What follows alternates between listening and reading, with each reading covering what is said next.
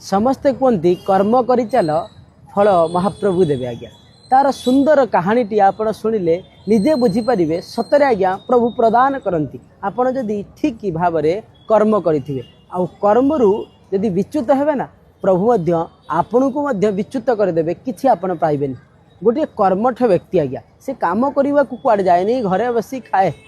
तार स्त्री पिला माने बहुत हैरान हुंती दिने स्त्री हैरान है कि कौन करेंगे कहले आज जदि काम को न जीव ताले मु निजे निजर आत्महत्या करी आ पुओ झील को समस्त को आत्महत्या करदेवी भयभीत है निज संसार प्रति निज संपूर्ण भाव में भय अच्छी कौन कर से दिन चलीगला काम खोजापी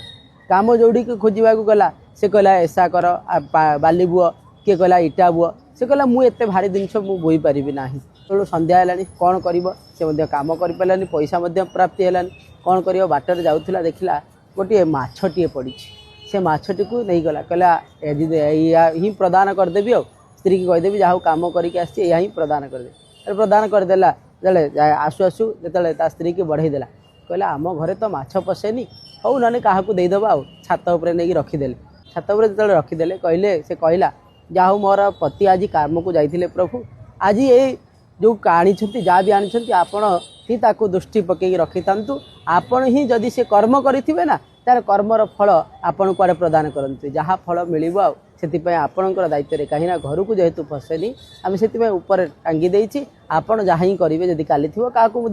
कि पैसा प्राप्ति हो यही भावना करी जिते रखीदे सकाल है गोटे चिलटे उड़ी जाऊला चिलटी जिते देखला गोटे मरी जाइथिबा माछटी को से कौन कला आसला आ माछटी को लेकिन पड़ेगा आ किंतु से गोटे धरीला